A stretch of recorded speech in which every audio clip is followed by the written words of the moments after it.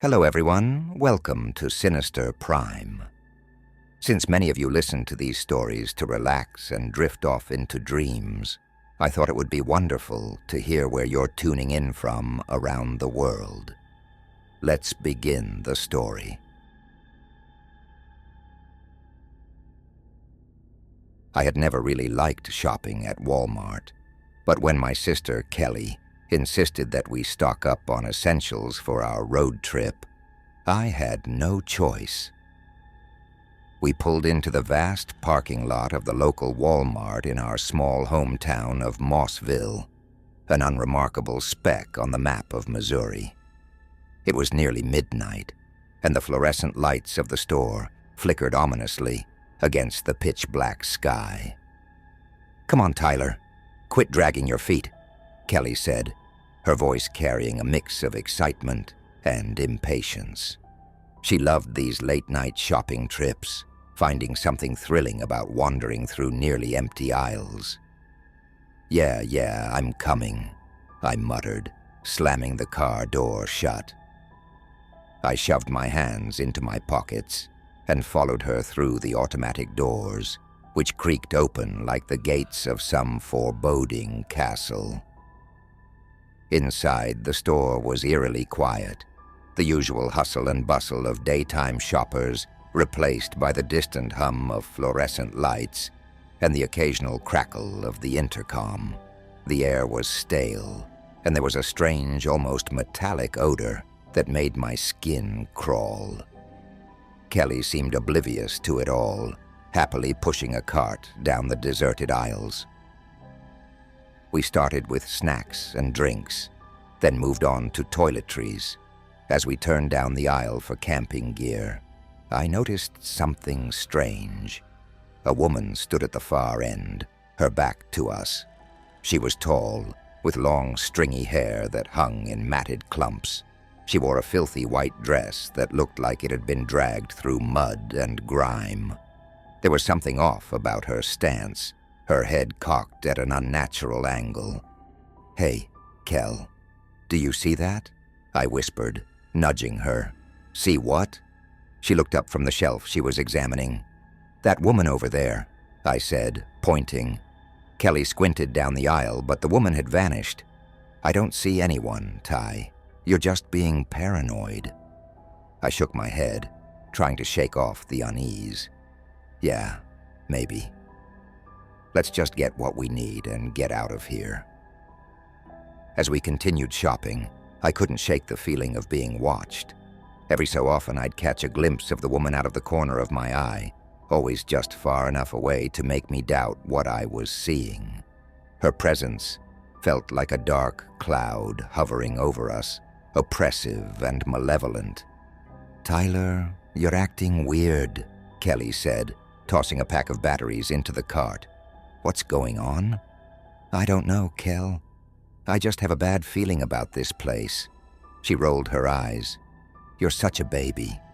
It's just Walmart." We made our way to the electronics section, where Kelly wanted to pick up a portable charger. As she browsed the shelves, I wandered off a bit, drawn to the flickering glow of the televisions on display. That's when I heard it, a faint, raspy whisper. "Tyler." My heart skipped a beat. I spun around, but there was no one there. The aisle was empty, save for the rows of blinking screens. "Tyler." The voice was closer now, almost right behind me. I could feel the breath on my neck. I turned slowly, my muscles tensing. The woman stood inches from my face, her eyes dark pits of emptiness. Her lips twisted into a grotesque smile, revealing rows of jagged yellow teeth. "Get out," she hissed.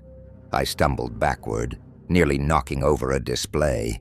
"Kelly?" I shouted, my voice trembling. She came running, concern etched on her face. "What's wrong?" "We need to leave. Now. But we haven't finished." "I don't care." I grabbed her arm, pulling her toward the exit. "Something's wrong here." As we hurried down the aisles, the lights above us flickered and buzzed. The store seemed to stretch out, the aisles warping and twisting in impossible ways. The air grew colder, and that metallic smell intensified, turning my stomach.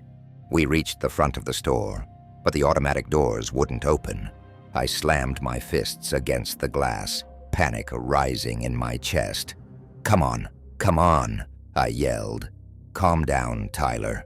We'll find another way out, Kelly said, trying to stay calm. We turned to find another exit, but the layout of the store had changed. The aisles were no longer familiar, and we found ourselves in a part of the store that seemed abandoned. Shelves were empty, the floors covered in dust and grime. The lights here were dim, casting long, eerie shadows. I don't remember this part of the store, Kelly whispered. Me neither. We need to find a way out, fast. We wandered through the maze of aisles, the sense of dread growing with each step. The woman appeared again, always just out of reach, her eyes following our every move. Tyler, look, Kelly said, pointing to a door marked Employees Only. Without hesitation, we pushed through the door, hoping it would lead us to an exit.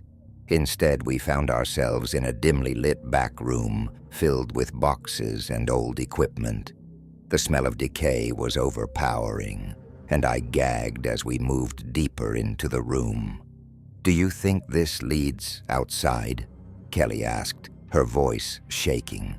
Only one way to find out, I said, forcing myself to stay calm. We navigated through the cluttered room, the oppressive atmosphere weighing heavily on us. The further we went, the darker it became. I could barely see a few feet in front of me.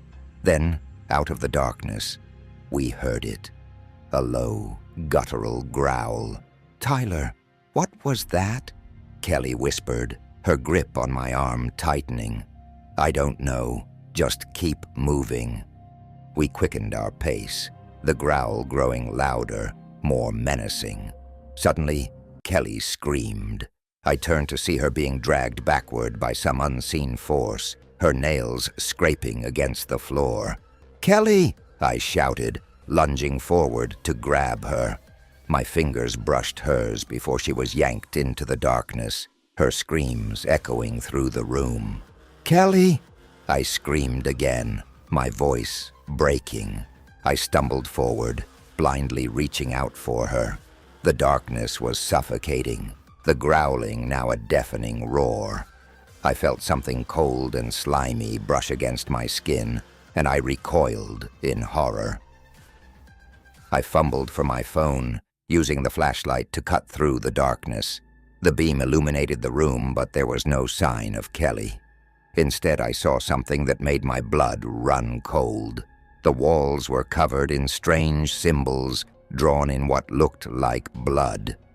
In the center of the room, a large pentagram was etched into the floor, surrounded by candles that flickered ominously. I backed away, my mind racing. What the hell was this place? What had happened to Kelly? My thoughts were interrupted by a soft, mocking laughter that seemed to come from everywhere and nowhere at once. Tyler. The voice was different now, deeper, more sinister.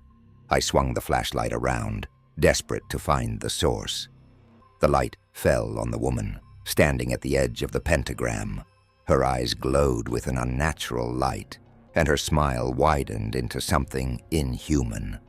Welcome to my domain, she said, her voice echoing through the room. What do you want? I demanded, my voice trembling. She tilted her head, her eyes boring into mine. I want you to suffer, like all the others. Others? What others? I asked, my heart pounding. She raised her hand, and the room was suddenly filled with the sound of anguished cries.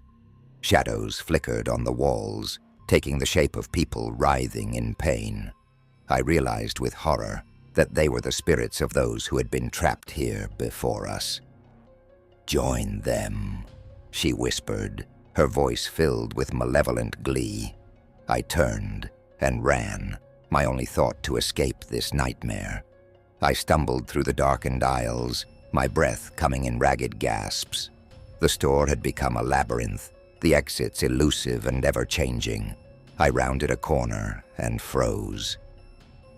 Kelly stood in front of me, her eyes wide with terror. "Tyler, help me," she pleaded, her voice a desperate whisper. I rushed toward her, but something held me back. A force stronger than anything I'd ever felt. I watched in helpless horror as Kelly's form began to change, her skin darkening, her eyes filling with a malevolent light. "Kelly," I whispered, my voice breaking. She smiled, a cruel, twisted smile. "Kelly's gone," she said, her voice a chilling echo of the woman's. I backed away, my mind unable to process what I was seeing. This thing, whatever it was, had taken my sister. It was wearing her face, but it wasn't her. "Stay away from me," I said, my voice trembling. "Oh, Tyler," it said, taking a step toward me. "There's nowhere to run." I turned and fled, the sound of its laughter ringing in my ears. I ran through the aisles, my mind racing. I had to find a way out, but every turn led me deeper into the maze. The walls seemed to close in, the shelves towering over me like prison bars. Finally, I found myself back at the electronics section. The televisions flickered, showing distorted images of the woman, her eyes following my every move. I stumbled to the counter, searching for something, anything that could help me. My hand brushed against a box cutter, and I grabbed it, holding it out in front of me like a talisman. "Stay back!" I shouted, my voice echoing through the empty store. The thing wearing Kelly's face appeared at the end of the aisle, its eyes glowing with a malevolent light. "Do you really think that will help you?" it asked, its voice dripping with contempt. I backed away, the box cutter shaking in my hand. "I don't know what you are, but I'm not going down without a fight." It laughed, a sound that sent chills down my spine. "Oh, Tyler, this is just the beginning." I turned and ran again, the aisles blurring together as I fled. The store seemed to stretch on forever, a never-ending maze of terror. My legs burned, my breath coming in ragged gasps, but I couldn't stop. Not when that thing was still out there. I burst through a set of double doors and found myself in the warehouse area. Stacks of pallets and boxes created a labyrinth of their own. The air was thick with dust, and the metallic smell was overpowering. I could hear the thing's laughter echoing through the space, mocking me.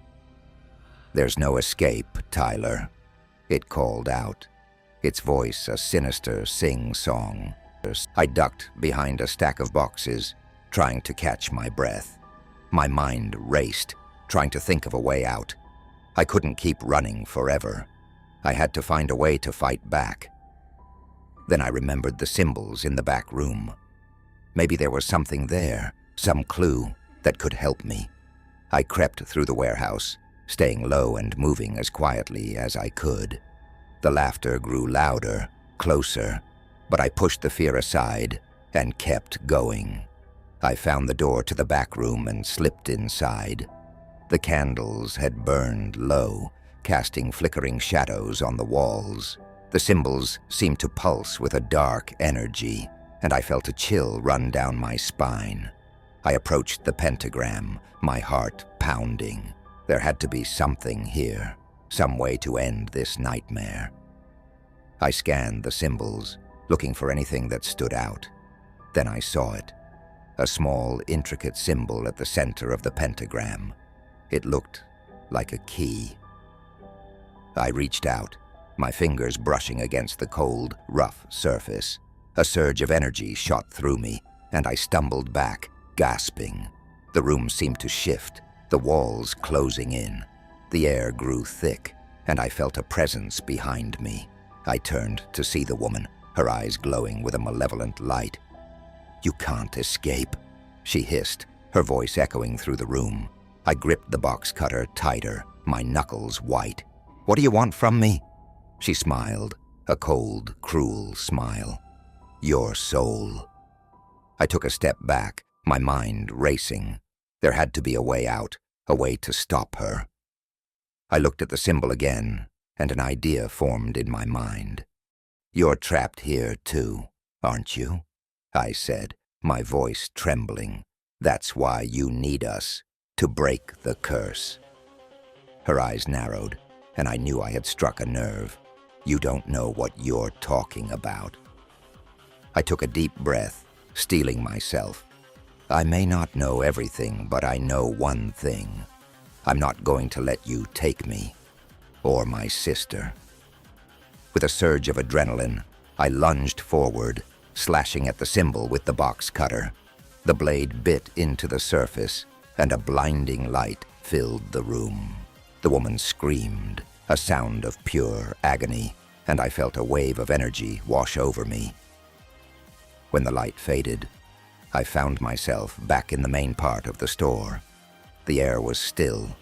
The oppressive atmosphere lifted. I looked around, my heart pounding. The woman was gone. The symbols, the pentagram, all of it had vanished. "Tyler." Kelly's voice broke the silence. I turned to see her standing a few feet away, her eyes wide with confusion. "Kelly!" I ran to her, pulling her into a tight embrace. "Are you okay?" She nodded, tears streaming down her face. "I think so." "What happened?" "I don't know," I said, my voice shaking. "But we're getting out of here, now." We hurried to the front of the store, relief washing over us as the automatic doors slid open without hesitation. The cool night air hit us, a welcome change from the oppressive atmosphere inside. As we drove away from the Walmart, I glanced back at the store, the fluorescent lights flickering in the distance. I didn't know what had happened that night, and I didn't want to know.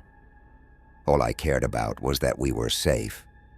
But as we left Mossville behind, I couldn't shake the feeling that we hadn't seen the last of that place. The darkness that lurked behind the aisles, the malevolent presence that had haunted us, it was still out there, waiting.